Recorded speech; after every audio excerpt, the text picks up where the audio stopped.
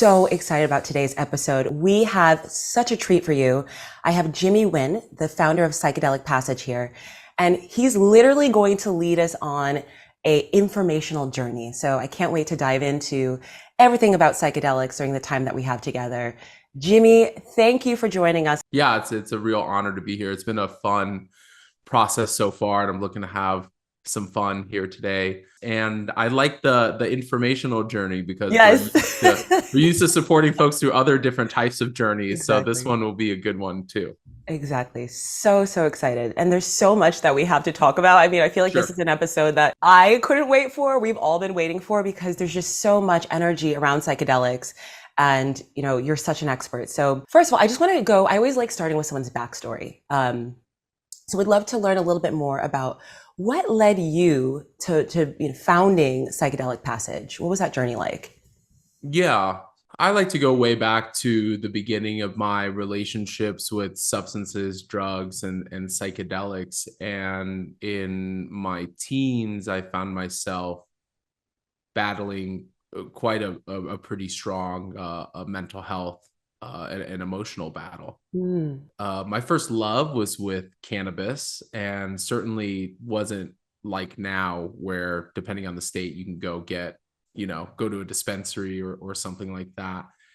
And having gone through my childhood, growing up in the south side of Chicago, having parents who immigrated here from Vietnam after the war there, there was a lot to unpack for sure. And all of it was viewed through this mental health lens. And the first mm, time that I smoked cannabis was I was probably too young. I won't like say a specific age, but like it was the first right. time where I had permission and my body and mind had permission to feel good for no particular reason.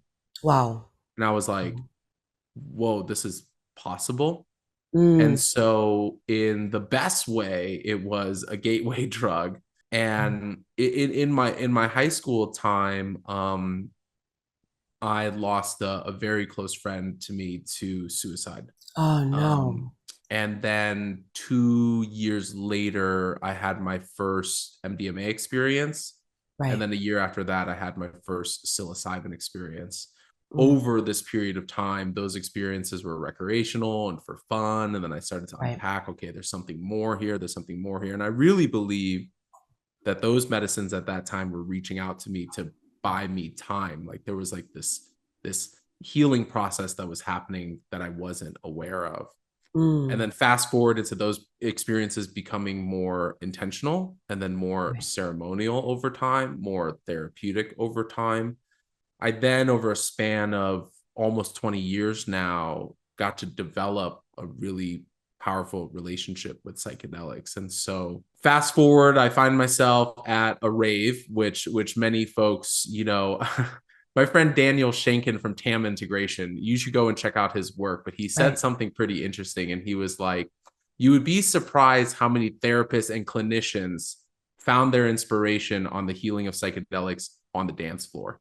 And so Mm, that was certainly one of in the culture of music and psychedelics, like that is a big intersection that I have right. a big heart and a big passion for. And at that time, myself and the co-founder at the time of the organization, we looked at each other and we were like, you know what? I think there's a way that we can help people, that we can support people, and do this publicly and make an impact on this world. And so I carry the memory of my great friend Reed Ollett, and I wonder what it would have been like for him if he had Right. access to a psychedelic experience or a psilocybin experience or any of these adjuncts that weren't just psychotropic medications.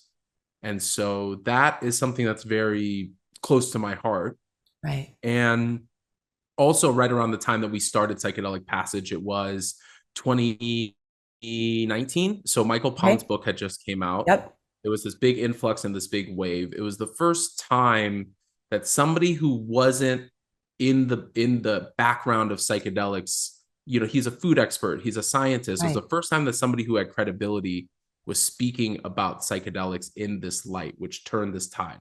And so I thought to myself, and along with my business partner at the time, we were like, there's probably 80-year-old grandmas out there who are trying to figure out how to do psychedelics, and maybe we should build a system that allows them to have a pathway and be able to do this a little bit more safely. And so that then inspired this idea for psychedelic passage, and Right.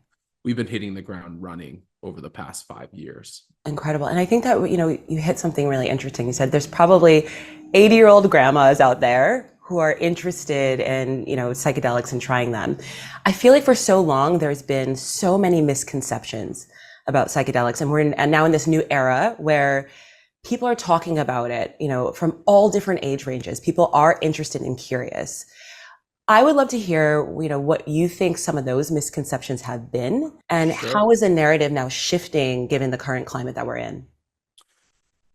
Well, I will start by saying that those misconceptions are always started by control of information. And Right. so it's very well documented.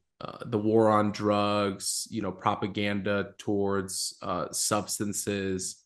And I think that that informs the way that we think about psychedelics. I'll also back up to say that this also relies on our society's relationships with medications and drugs in general. It's also Yeah. our society's relationships with our body and autonomy in healthcare. It's also how we view mental health. And so, what I'm sharing here is that the misconceptions around psychedelics are stacked up against all of that, because I certainly take a trauma and social location lens to any of this work.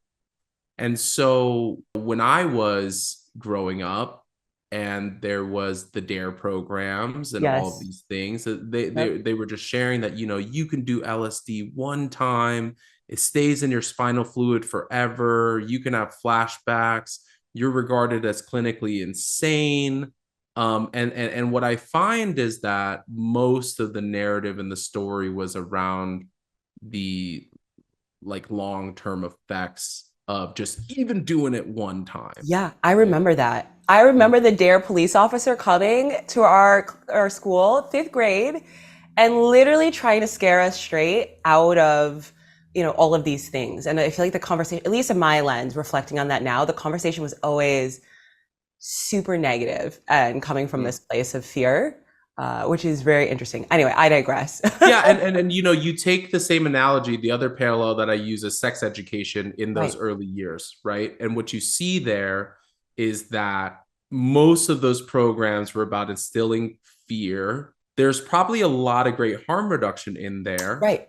but the Totally. main thing that they were trying to push was abstinence. Exactly. And how realistic is that as kids are exploring hormones and sexuality and all of that? So I use the same parallel towards psychedelics, where initially it was about abstinence. But what I believe is a more powerful story is like, okay, well, people will likely have an opportunity to experiment with XYZ. So, how do we actually inform these folks to Right. make the best decisions? Like, Tupac's mom smoked weed with him when he was growing up, which probably informed how he smoked weed later in life. Right. Right. Right. Myself, I smoked weed with my close friends, so I was really lucky there. But like, if you were in the wrong setting with the wrong people, then it changes the narrative in your relationship with these medicines. Exactly. Now we're at a place where there is this other narrative around the potential for psychedelics as it relates to our collective healing, as it relates to mental health, as it relates to Mm. our general well-being. And what I find in this current era is that there is also somewhat of what I call like psychedelic cheerleaderism out there, or what Mm. I call like the psychedelic halo effect. And I believe that this comes from a lot of desperation from our society. And I maybe don't go down this whole rabbit hole, but I do really believe that our society is failing us quite largely across many of the major institutions, institutionalized power that's out there. Mm. And so that then got exacerbated by COVID and the pandemic. And all of a sudden, mental health, which is always on the back burner, it was always about how do we stabilize your symptoms so you can get back to work. Right. essentially. Right. I'll just be straight up. Then everybody was off work. And then you started to see therapists booking out their wait list 6 months, 8 months, Crazy. hard to find a therapist. So it really revealed a light on the lack of actual, care there. And so what I share is that I do think that psychedelics have a massive potential. And everything comes with its own set of consideration and harm and risk. And a couple of things that I try to combat against with good information is many folks are like, I heard that this is 10 years of therapy in one night. I want that. How do I go out and get that? And Right. that's very reasonable for people to want that, especially if you've been in therapy for 20 years, spinning your wheels and like not getting anywhere. Right. That is not true for everybody. And what I say is that level of therapeutic benefit doesn't always happen in the psychedelic experience. Many times it's about like afterwards. Mm. I think another, I guess a misconception that I try to combat against is what I relate to our relationships with medications anyways, which is like, let me take this so that I can alleviate this symptom. So then if I have other symptoms, then I'll take more medications. And if I just fix the symptoms, then I'll be better. And that's also not true. Right. Right. Um, Right. I think those two are probably the most common that I see because we chat with a lot of folks. We chatted with thousands and thousands of folks curious and exploring, psychedelic, experiences. And then the other part that we hear is that psychedelics are just safe all across the board. Yes. And what I share there is that there wouldn't be harm reduction if psychedelics were just safe in every single context. Right. And so, with anything that carries a potential significant impact, there's always risk considerations. Like think about your car. Like the Right. car is a great tool and pollution or like whatever, but it's got blinkers, it's got a seatbelt, it's got all of this. Those things wouldn't be in there if cars were inherently safe. We know that there's a measure of unsafety with cars. Now, how do we have the right harm reduction, around that? And then I also think that the other thing that we try to combat is that many folks think that it is a singular experience that's got to Right. be the breakthrough for them. And I will say that I had, 100 psychedelic experiences before they started to become more intentional and therapeutic and Oh, wow. ceremonial. So those are some of the main things that come to mind for me. Right. Super interesting. You talk about healing journey, and I want to get into the specifics of different types of psychedelics. What are some of the ones that you've used that you recommend at Psychedelic Passage for healing? And when I say healing, would love to get into the specifics of what types or what traumas or issues people are coming to you with, and what Sure. psychedelics you're saying, hey, this would be great for this type of experience or situation. Yeah. The overwhelming trend that we see in the folks that we chat with, first and foremost, are this feeling of being stuck in some type of a way. I Ah, think that if I whittled that down a little bit deeper, 99% of the people that I chat with have some issue around self-worth and self-love.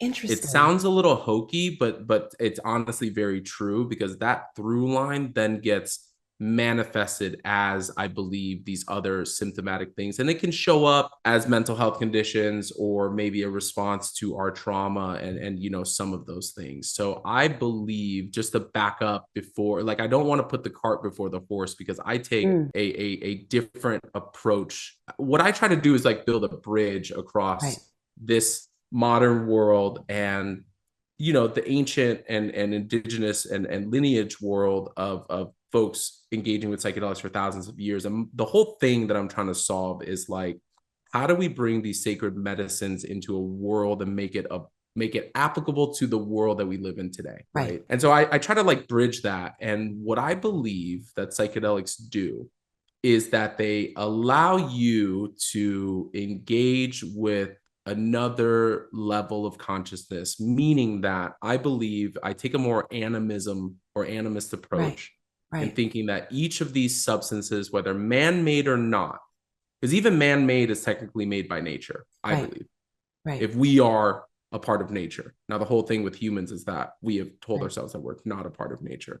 But Right. all of these things have some type of, to me, a consciousness, some Mm, type of intelligence. And mm, when you combine your consciousness and intelligence with the consciousness and intelligence of whatever that thing is, then it creates a joint consciousness and intelligence. So by building a relationship with the psychedelic or the medicine, you therefore have access to build a better relationship with yourself. And right. so the most common ones that we see in the psychedelic context, psilocybin is the front runner for sure Mm, by like volume, accessibility. It's a mushroom, right. you know. Then when you get to LSD, which is probably another very common one, probably a little bit harder to source, you know, XYZ. And then we're obviously seeing a lot of research and efficacy around MDMA, Right. which most people know as, you know, ecstasy. Right. And then the fourth one, which is kind of a psychedelic or not, but as far as like accessible pathways, is ketamine. Mm, And then there's a whole other world, notable ones, ayahuasca and right. DMT, which is the same chemical compound, but in different applications. There's also Bufo alvarius, which is a form of 5-MeO DMT. There's probably a little bit more of a delicate conversation there to have. Um, there's San Pedro or peyote, which are you know, mescaline oriented Right. psychedelics, and then ibogaine, which is also increasing in notoriety, and that I believe is has its origins in Africa. And so Mm, these are probably like the main ones that you hear out a lot. right. And then I temper that by saying that it depends on access, it depends on what's available, it depends on, you know, how reasonable it would be for you to engage in an experience with one of these substances. Right, right. And how has that changed over the last few, I would say even 2 years? I personally feel like, and it could be called the Los Angeles echo chamber, that, you used to hear about MDMA all the time. Now I'm hearing a ton about ketamine, psilocybin. How has it changed? You mentioned psilocybin being the front runner. And why? Why do you think that is? I look at the story of cannabis, Right, and I've seen that progression having worked in that industry, quote right. unquote, for 10 years. I watched it and how it proliferated in our society. So I believe cannabis was actually the first breakthrough as far as Mm, destigmatization around plant and fungi medicines. right. Cannabis started off very medicinal, and then very much now it takes on a more recreational, you know, lens, and the medicinal properties are less touted, I believe. And then now there's this subjugation to uh hyper capitalization and hyper consumerism.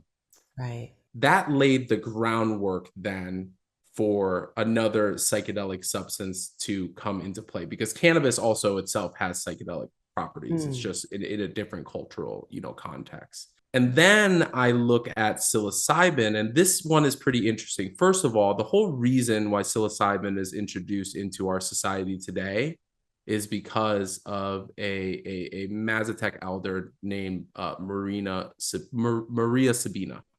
I didn't know that. Yeah, Maria Sabina back in the 1960s was a medicine keeper in Mexico. Right. There were these, you know, psychonauts at the time in the 60s, where many people regard as like the founding fathers of, you know, psychedelics. But these were generally well-to-do, privileged, access folks, maybe scientists, maybe entrepreneurs and leaders. But there was this individual named R. Gordon Wasson, and what he did was he then went down, I'm kind of paraphrasing here, but then he went down to Mexico and had these, he had heard of these mushroom healing journeys, and you know, documented them without consent, and they got all of his friends to come and have these experiences. But what ended up happening was that he wrote a Times article about this, back in the Yes. 60s, Yes, I which then actually remember. broke all of Right, this open. And so right. that was what created the pathway for this to be in the awareness and the sphere of mainstream culture. Now, Maria Sabina was deeply negatively affected by this. Mhm. Her many folks either Mazatec lineage or who are in communities in Mexico felt like she betrayed her people and her Right. culture. Certainly not getting as much notoriety and fame as R. Gordon Wasson and his group of friends. And her life was pretty drastically negatively affected by this. And my sense, I don't know this directly, but what I would imagine is that she believed in the will of the medicine. Yeah. And so I take the same approach. Like I do think that it's kind of the will of the mushroom, and mushrooms kind of serve this funny sweet spot, right? Like Right, it's natural, it's a mushroom. People are familiar with that. right, It proliferates and grows on every single continent. right. There's 200 different psilocybin containing mushroom species, right? Mm. And so when you look at that, it's just a different cultural story than Right. when you look at something like peyote, which has a deep indigenous, history there, or when you look at something like bufo, which also has a deep indigenous heritage. And so what I'm noting to here is that I think it's important to be mindful of colonizing aspects of this. And when I think about, pharmaceutical companies or clinical trials and all of these things, we humans do a really good job of trying to own stuff. We say like, Yeah, oh, there's this thing. Now exactly. we own that. Thank you. We invented Exactly. this. And then now we get to do with it what we will. And so mushrooms become this thing that is just accessible and accepted enough. Now the sentiment around alternative healing, holistic healing, plant medicine, functional mushrooms, all of that has set the stage, right? Mushrooms are very easy to access Right. nowadays. I would say that that's gotten better over the past 5 years. And then also there's a lot of awful products out there. Like Yeah. like now we're starting to see psilocybin mushroom chocolates getting recalled by the FDA and tested, and then you find that there's no psilocybin actually in there at Just all, like right? So craziness. it's just what's happening in this world. But like somebody who is willing to be a little risky with federal law and what had a good green thumb, or maybe I call it a fungi thumb, I guess, could probably grow enough mushrooms to support them for like a year or two for like Right. very minimal dollars. All of those reasons lead MDMA, or sorry, psilocybin to be the first pathway. And then with MDMA, that's required a bigger lift. MAPS and Rick Doblin have been working for 30, almost 40 years now to try to get that federally descheduled, which is what's happening currently in the political climate around Mm. MDMA in conjunction with assisted psychotherapy to try to deschedule that, to Right. make it Right. not a Schedule One Right. narcotic. Right. Which would be a huge, huge, huge shift, for so many reasons. Would love to talk a little bit about what you guys do at Psychedelic Passage. Sure. Yeah. If you could walk us through that. And then how is it also different than, other places?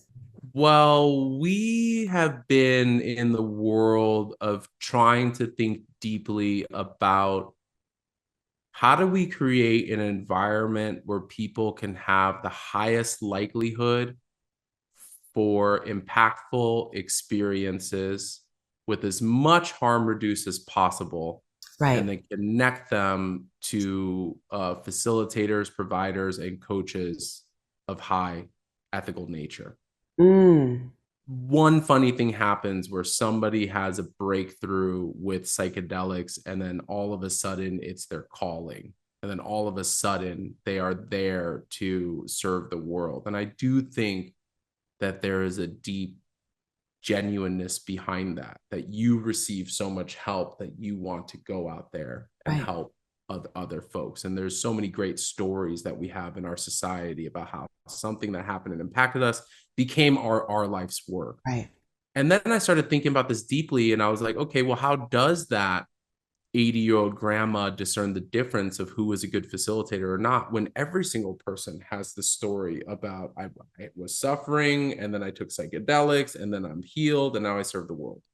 It's like, how do you discern that? Right, And right, so what we do here at Psychedelic Passage is a couple of different things. Primarily, we are a matchmaking and a concierge service that takes psychedelic curious people and connect them to the right psychedelic related service. So we'll connect right. folks to psychedelic friendly therapists, but primarily folks are interested in facilitated or led or guided one-on-one programs, Ah, large dose programs. We right. also do one-on-one microdose coaching, and then we are also, launching a couple other things like group work, microdose cohorts, and things of that nature. Interesting. Another part of that is we have established a vetted network of facilitators. So as it stands, I have, probably about 30 facilitators working all across the country to create like a coverage of geography. And all of these folks have various background skills, modalities. Some folks lean in on the more like holistic health, personal growth side, all the way to people who have mental health background as well, and like pretty much everything in between. And then I think the third aspect of what we do is I think the most empowered journeyer or the most empowered individual is an educated one.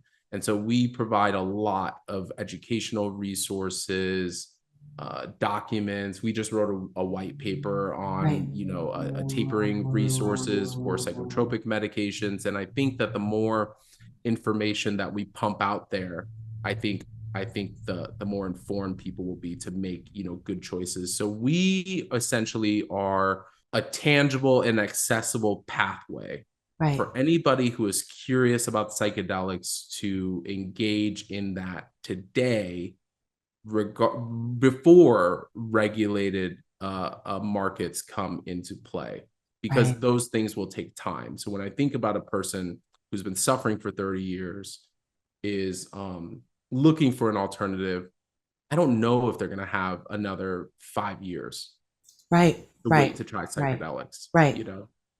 So that's been the world that we've been living in for the past 5 years, and it's been really beautiful. Like we've connected and consulted probably 6 to 7 thousand people at this Wow, point.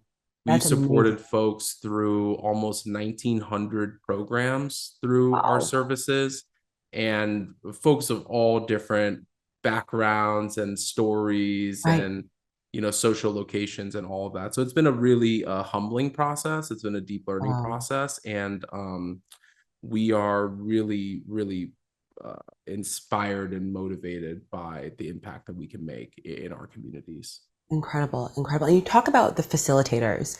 So really, Sure. what is the role of a facilitator? What makes a good one? And I'm curious, how is it different than a traditional therapist? How do they get involved, especially when people are going really deep into things? Sure. So one of the other misnomers that I'm trying to dismantle here is that intentional or therapeutic psychedelic experiences or psychedelic work in that category is the same or a replacement for traditional talk therapy or psychotherapy, and they are Right, actually wildly different. And I'm also very optimistic about the merging of those worlds, and we see mental health professionals taking on a more integrative approach and holistic approach that we are not used to over the past two or three decades. I think that many of my mental health colleagues have a lot of frustration around the brokenness of a lot of areas around traditional talk therapy.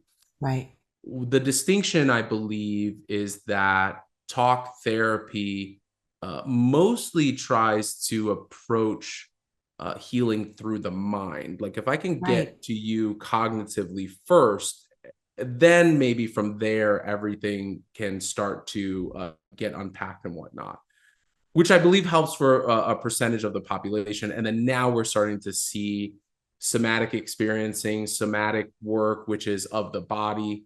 And mm, what I find with psychedelic work is that it's at this center point of a lot of different accesses and right, pathways. So right, perhaps it's mental and cognitive, but most of the time it's not there. There's also this spiritual component to it. There's also this emotional component to it.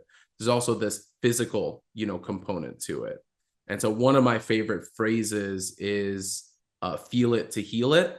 And what I find is that many people in talk therapy are not able to actually develop those tools or skills to really feel something in the way of like processing and releasing it. So that's something that I find to be interesting as it relates to psychedelic work. Broadly for me is that I believe that psychedelic work is an adjunct. It should be complementary to other therapies and other modalities if you are approaching this from a mental health lens. Right, There's right. also a world where people can get therapeutic benefit even if they are what Michael Pollan called like healthy normals, people who don't have Right. diagnoses but want to improve their life, in some type of way. So what I believe the role of the facilitator is today is that this isn't an individual who they don't have the key, they don't have the secrets, they don't have some secret recipe that is different. Um, but what I find is that they are an individual who has their own relationship with psychedelics, has a deep history in professionally serving folks and supporting folks in psychedelic work. And they are essentially walking along with you on your way home to Ah, yourself. And mm-hmm. that's not a term that I invented. Like that's Right. language out there in the psychedelic world. Mm. Then you got to add a couple other things. Does this person have the right skill set and modalities? If I'm dealing with something trauma informed, or maybe there's sexual trauma, or maybe Right. I'm dealing with a mental health diagnosis or something like that. Maybe this person is not equipped to be that mental health professional. Again, not a replacement, but do they have the right skill set and modalities that match mine? So if Right. I'm approaching this from a scientific neurocognitive stance only, then it's probably really hard for me to connect with somebody who only views this through a spiritual lens, and vice Right. versa in a lot of different ways. So I think that that's also a really important distinction. And you have to remember that many of these folks have come about their direct experience in supporting folks with psychedelics in the underground, or what's called now Right. like the legacy markets. Those areas are, there's a lot of beautiful things happening there, but there's also a lot of gray area. There's no standardization, there's no ethical review boards, there's no community care, there's no advocacy routes to be able to Right. talk through instances of facilitator abuse or client abuse and whatnot. And we see that abuse actually pretty rampant, unfortunately, in that underground psychedelic space. But at Yeah. the same time, you also know that there's mental health professionals, licensed mental health professionals out there who are having sex with their clients, Doing the same. Exactly.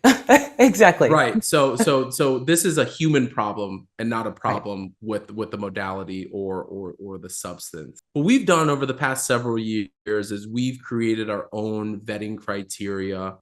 We created a very robust, process of vetting and bringing on facilitators, but then also facilitator containers where folks are getting good information.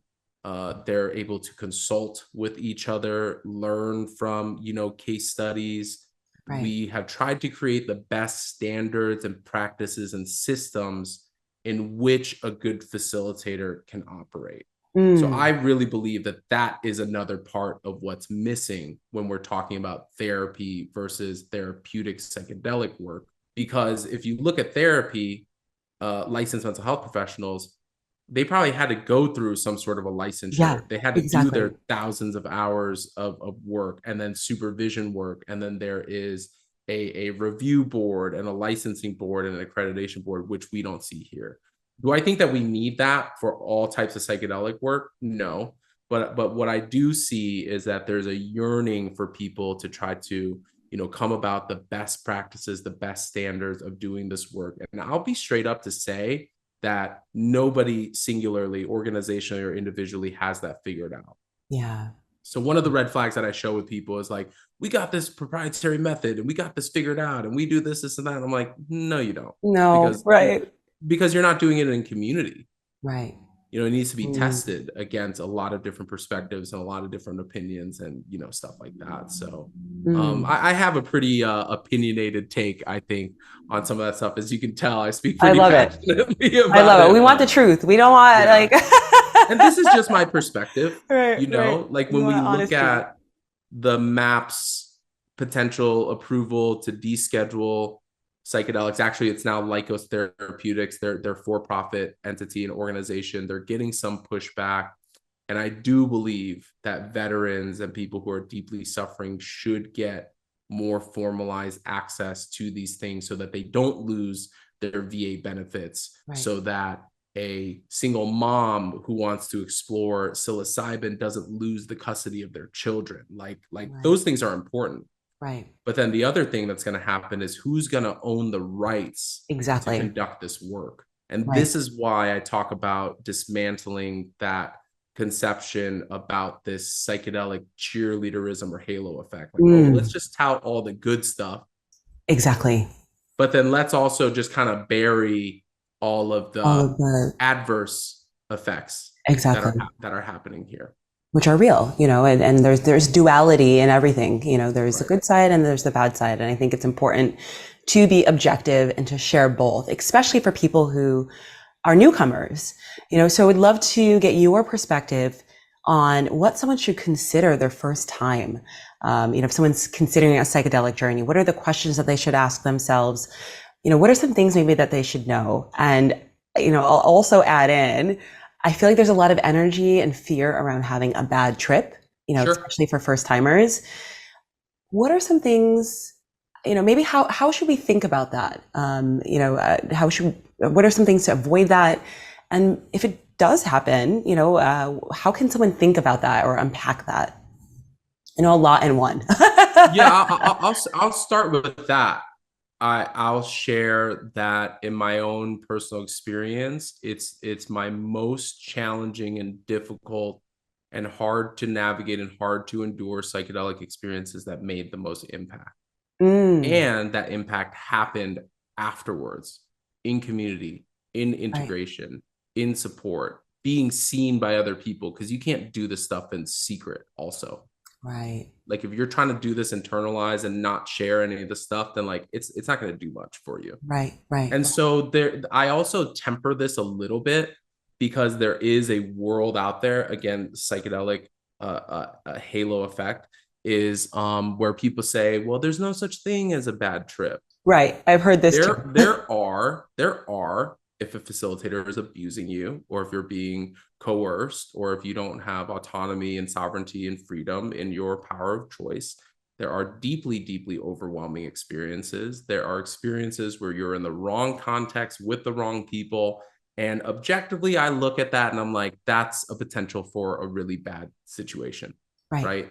Like if somebody wasn't aware of the psychomotor functions and impairment in a psychedelic experience and falls and hits their head and gets head trauma, you Right. can't say that there's no such thing as a bad trip. Like that's clearly a bad outcome and a bad experience. Exactly. So I think what we're talking about in the therapeutic context is actually more about, it's not about the difficulty of the experience and avoiding it, because Mm, many times the tools that actually teach you how to navigate a challenging and difficult experience, this has kind of become my whole thesis around psychedelic work, and I call this universal skills. The same skills that allow you to navigate a really hard and challenging psychedelic experiences are the same skills that then allow you to navigate any type of of of challenge and difficulty in life, because life is one big weird psychedelic experience, right?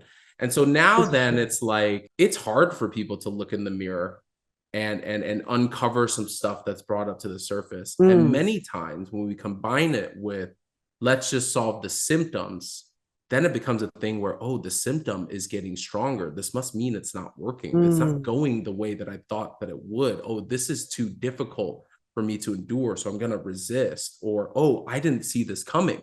I didn't Right. do enough preparation work to examine as much as I could or discover as much as I could.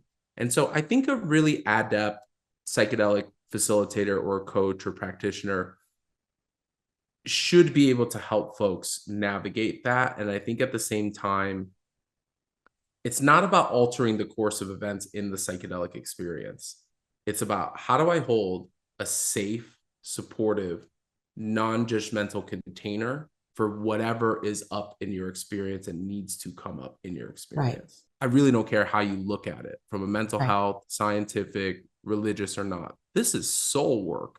It's soul work. Exactly. Exactly. Just curious, do people work with the same facilitator after? Like, what does that post care look like as well? Yeah, so in our system or our programs, we have a facilitator that works with you throughout, from intake screening through preparation, Okay. through the actual in-person support and into integration. We also have had folks return for multiple experiences, and sometimes it's great to build upon the momentum and the work with the same facilitator. And we started to see this trend lately of people actually working with different facilitators because they're like, okay, that's the experience that I had. I wonder how different this might be if I worked with this person in their modality or their background and their lens. So, like, I think both of those things are great. You know, I Right. really do think both of those things are great because I'm kind of following along this misconception thing. Most people do really think that you can just get it done in one experience. And sure, Yeah.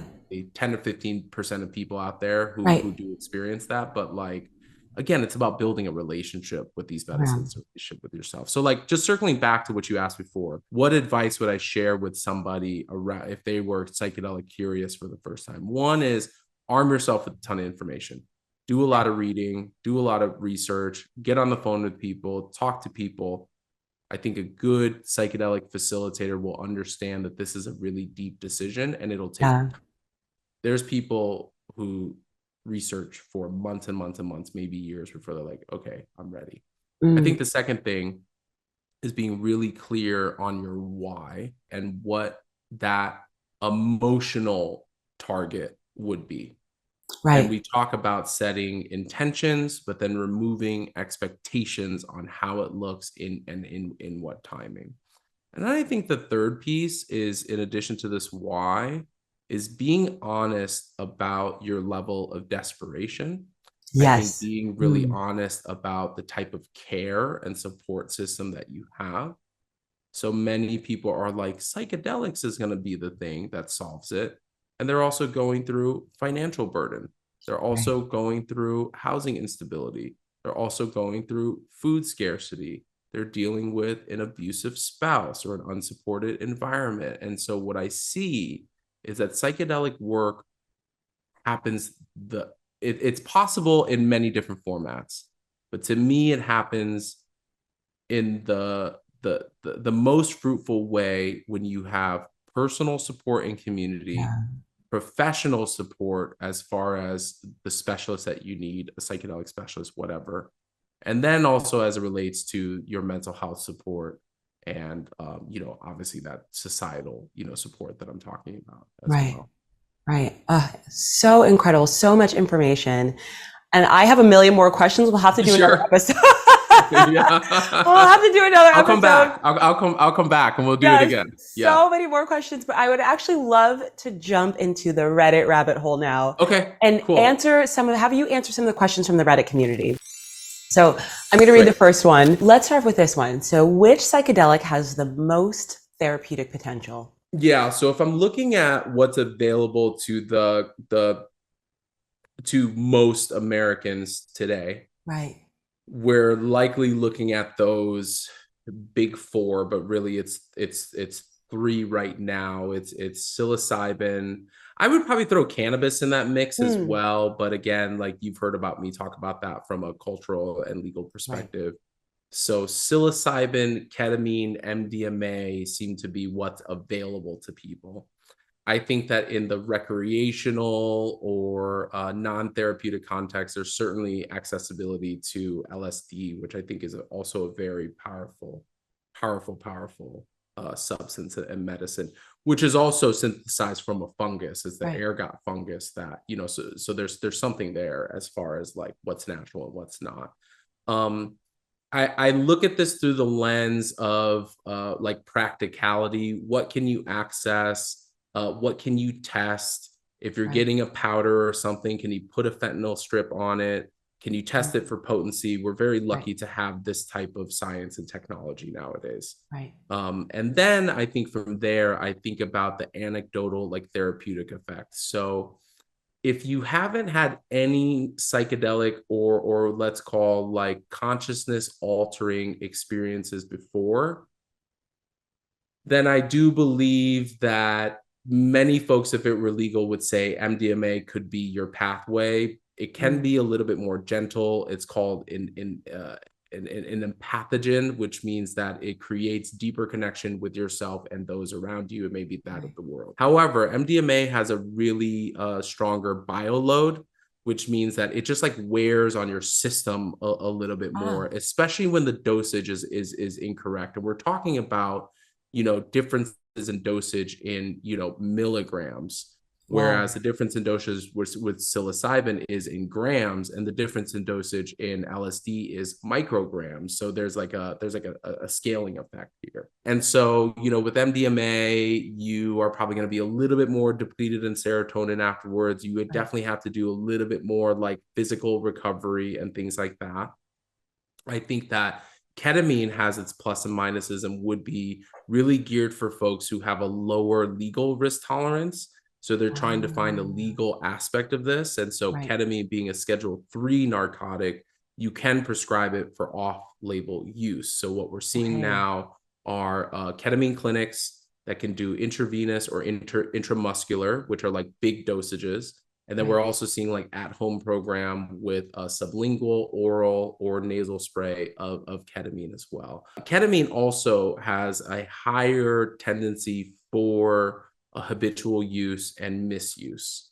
Mm, What I would say out of those four. And what I share with ketamine, when used in the right context, with the right support, when viewed through an integrative health right. lens, you should have good prep, you should have a sitter, you should have good integration. I've heard so many horror stories around ketamine Me clinics and too. like Which literally doctors like same. dropping people off in Right. this, like, okay, you're done, like let's get out of here, or like Right. get an Uber now. And I'm like, okay, Right. this is terrible. But like I Exactly. think in the right context, ketamine has been in my own life a very, very powerful substance, and also has this edge of misuse. Yeah. So what I share there is that if you are newer to psychedelics, you're probably wanting to microdose psilocybin because of Okay. accessibility, or maybe get into an at-home ketamine program.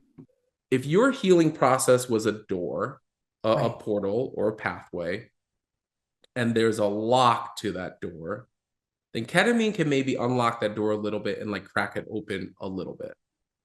And then it comes to Interesting. this thing where like you then also got to push that door open and decide to walk through and decide to see what's on the other end. Right. And so it can be a good introductory thing. And I also see people using ketamine in conjunction with psilocybin as well. Right. Psilocybin is like my go-to in a lot of different ways, my own personal life and whatnot. What Right. I think with psilocybin is I use this analogy of what happens in nature. So LSD to me is more cerebral. It relates you to Interesting. yourself in relation to the world. And I think that there's like a cognitive component to it.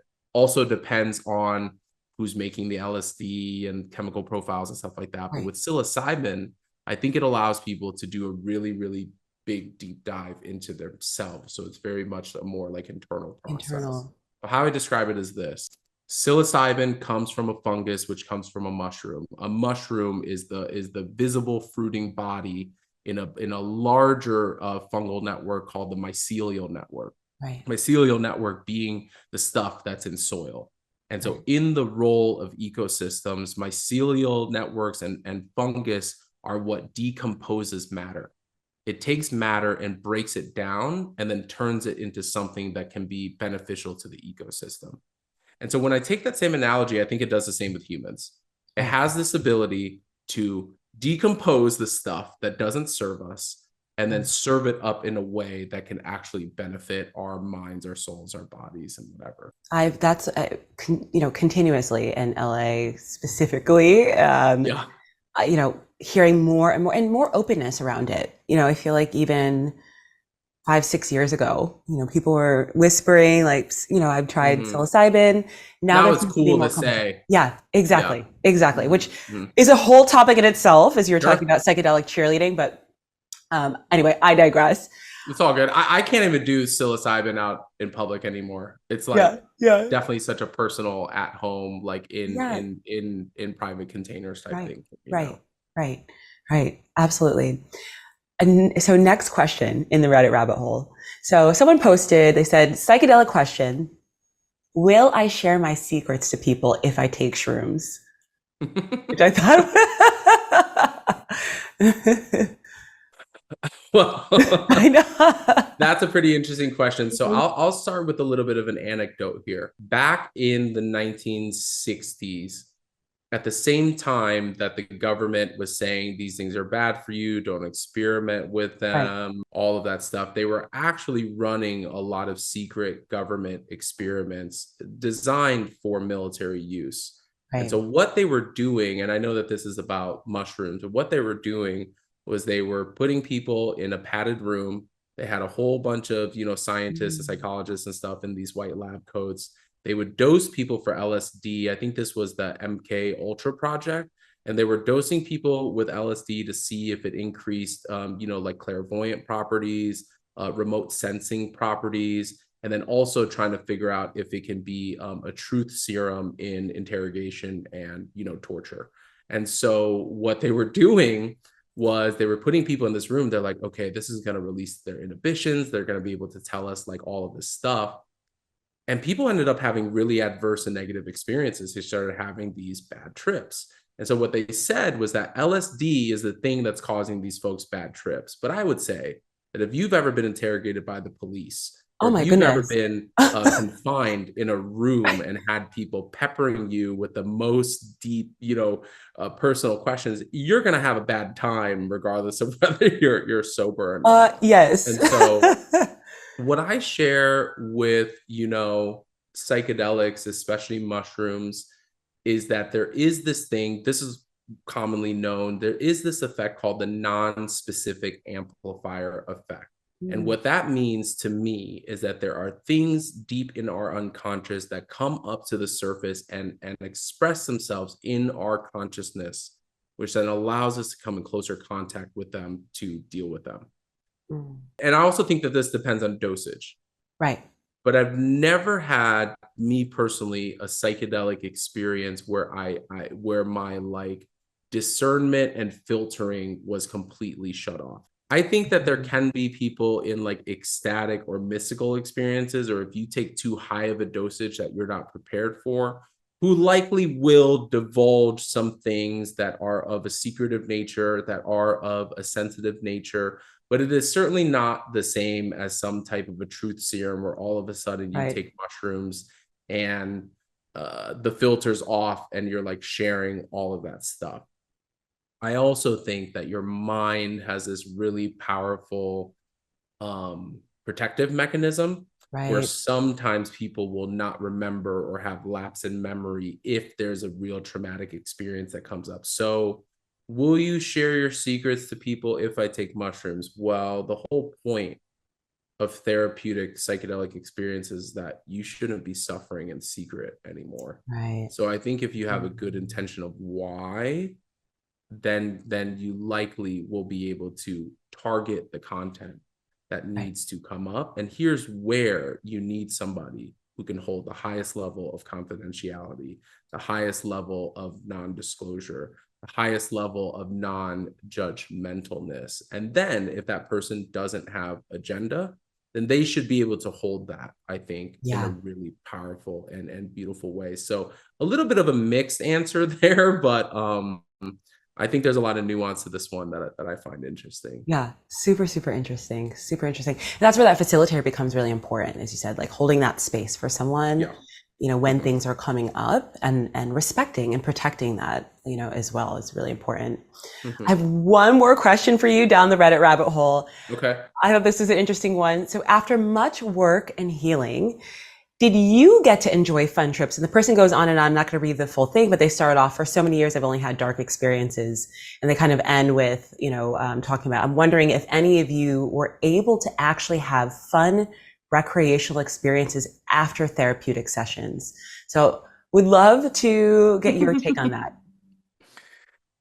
It's like saying, will I ever enjoy my life again after going through a grief process or a Right. traumatic process? And for many people, it might feel really hard to do that.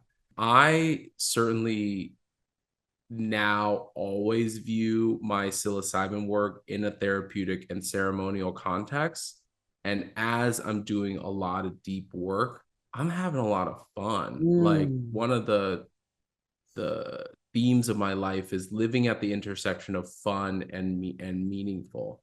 And so for me, it's kind of gotten to a point where, again, this is the misnomer of therapeutic work, where we're like, it's all about revisiting your trauma and reliving right. that, and it's Right. going to be terrible, and I got to go to Right. battle with my biggest demons. And yeah, all of that Right. can be included. And I've also seen people have deeply blissful experiences Mm, with psychedelics, which can be pretty fun.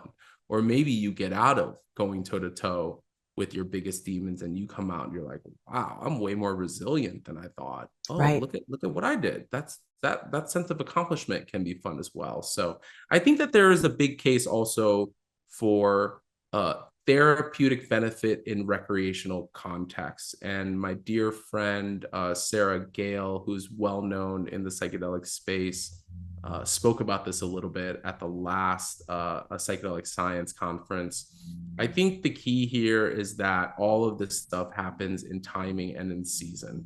So, what I share with folks, my best advice for folks is you don't want to be running headstrong into this type of work all the time. Right. You Right. got to take breaks. You got to know when to rest. And I actually believe that levity is one of the most powerful medicines in this work, because if we take Ah, ourselves way too seriously all the time, then we don't have the counterbalance. Like good only exists because there's evil and vice versa, exactly. right? And so I think it's the same with real serious experiences and with fun. And I have a lot of fun doing this work, but then also I live at this intersection of this therapeutic work, the ceremonial work, which I take very seriously, Mm, and then also to commune with nature, also to go right. to a music festival and be in like that type of community. And so that is also why I really believe in this universal skills thing, because you can't say in a life experience like, am I ever, after this much work and healing, am I ever going to have to, am I ever going to enjoy again, which I think is a Yeah. very valid question for people. Right. But when you look at psychedelic experiences as a microcosm for the life experience, it kind of becomes an absurd question. Like Mm, it's all of it, you yeah. know? And so it depends on how you look at it. Now, if you're just seeking it for fun, then you're probably only scratching the surface of what's available there for you. But Right. I believe in the deep sovereignty in everybody's choice. And if you just wanted to look at this thing recreationally for fun, I'm like, more power to you. If you're not hurting anybody Right. and you're not hurting yourself, like go for it. And so I think there's this really delicate dance. And I think that our brains and our systems are actually wired to learn the most in play. Yeah, agree. I couldn't agree more. And so you do need some play. And I think that when I talk about this thing about being in relationship with yourself, I think that people can do a lot of great benefit by just like being a kid a little bit, Right. which denotes having a little bit of fun, hopefully. I know not every kid gets to experience that. Right. Right. I love that. I know. I feel like we undervalue play. We For undervalue, sure. like curiosity. It's like, okay, now you're an adult, so everything's super serious. Which some people are in a life situation where that is what's being called of them. But I think that there is opportunity for levity and for play, and it just facilitates a different type of growth. I feel like, which is so important. So I love that you said that. If you have the ability to laugh at yourself Exactly. deep from the Exactly. soul, Yeah. you probably have a lot Yeah. of potential for healing. I agree. I think it's so important. I realize sometimes I look at myself, I'm like, half the things I'm doing are absolutely ridiculous. So for me to like, Yeah. I want to end with one last segment. We call this What's in Your Bag. So I would love for you to share what's in your bag at a festival, just in general. Yeah. What are the things that you're bringing and then why? Yeah, sure, sure. Thanks for that. I'm glad that we talked about the levity, so we're Yes, focusing on this a little yes, bit. And yes. then we write a ton of content out there around what you should bring with you in a ceremonial context and whatnot. So like go to our website, get the information, get the documentation. Like we will be happy to provide you like your, you know, top 5 or 10 things you should bring with you to an intentional psychedelic experience. So the festival one's actually pretty fun. And actually like brought my like harness here that I Oh, recently got, and I'll wear this, which has like zippers and all this stuff. So shout out that's to sick. El Gato Montes, who is hand making this stuff, and there's a beautiful like chevron amethyst in there. So Gorgeous. let's just actually look and see what's in here. I'm curious. I'm Um, excited. so we can like actually do this. So funnily enough, I just have a little bit of like Tylenol or Advil here. And Important. I also think that like Tums or something is obviously like really, really important. Like having some gastrointestinal stuff can really, really affect your experience. Uh, Another thing that I generally have with me is some type of a a smelling agent. So whether that's essential right. oils, or here I have a little bit of Palo Santo. I'm a hippie in disguise, I love Palo so Santo. that's really helpful if you need to like hit a porta potty and put a little essential oil on your scarf or your face mask or something. That's helped me survive. This is so smart. Yeah. Yeah, or like, I've done a lot of sanctuary work at Lightning in a Bottle. It's a festival that's really near and dear to me. And Right. it's like right next to cow pasture. So Yes. sometimes you get a whiff of something. And And especially if you are altered on psychedelics, that can mess up like totally. a lot of stuff, a lot Right. of stuff there. I think a couple other things that are important here. I have a snack always. So I always carry like a bar Yes. or something with me because psychedelic experiences also are better impacted with just good blood glucose, good sugar in your system. Mm, So many times folks who are having challenging experience or whatever, I first think about like, have you drank water and do you have a snack? right. And many people can like have a snack and it can like lift them, right back up. I haven't looked at this in a while because I haven't been to a festival in a while, but I always have a backup of like tissue. Oh, Obviously this smart. is like a little like bag, but just like some Kleenex or something like that. I'm the type of weirdo that's always walking around with a CPR mask. I'm not an EMT, Right. but I did go to EMT school and I work alongside medical professionals in harm reduction work. Shout out RGX Medical and shout out, Mm, Zendo Project for those communities that I'm a part of. But this is like a CPR face mask. If you need to administer CPR to somebody, you don't want to like get all right. their gross stuff on you. And So I smart. think that like, if you're going to Burning Man, saline nasal spray is really helpful. Eye Mm, drops are obviously really helpful. You need to light yourself up at night so you don't get hit yeah. by an art car or something. So like Yes. lighting yourself up is really helpful. And actually, I think the most important thing that I don't carry with me all the time, but I think that the world would be a much safer place if people did is Narcan. Ah, So true. Narcan is a this is a nasal spray, which is generally the form that you would get it in. Narcan, naloxone, is helps people with overdoses, and Right. typically it's opioid overdose. But if somebody is unresponsive for a variety of reasons that may also include psychedelics or whatnot, then this thing legit like saves lives. And so Yeah.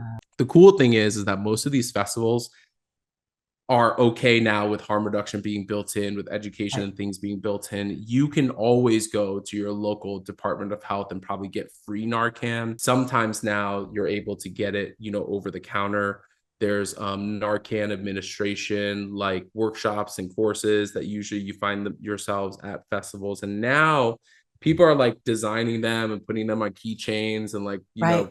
like dressing them up and being super fancy. But a lot of my harm reduction friends would know that somebody with Narcan there, it can be really helpful because it might take a while Yeah, for the exactly. medics to get there Right. or for you to get transported somewhere. So I've seen Right. that be like deeply helpful for folks. So amazing. What an incredible, like how interesting. It's always so fascinating for me to see what people have. So smart. I love everything. Love the snack too, Yeah, because but I'm I'm a a, weirdo. Like I walk around with a tourniquet when I'm at yeah, a festival.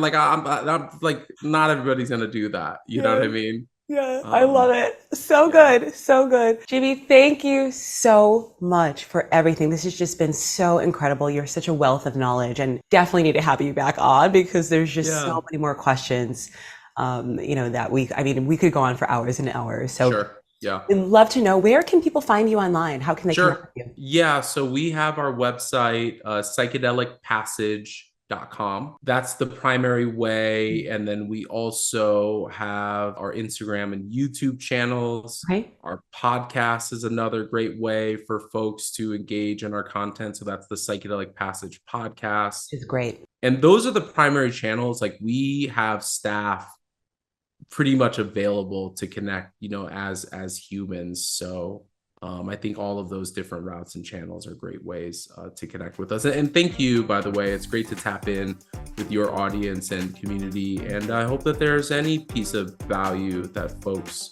might get out of our conversation here. Thank you. Thank you so much. This has been incredibly enriching, and just appreciate you and the work you and your team are doing. I mean, it is absolutely incredible. So thank you.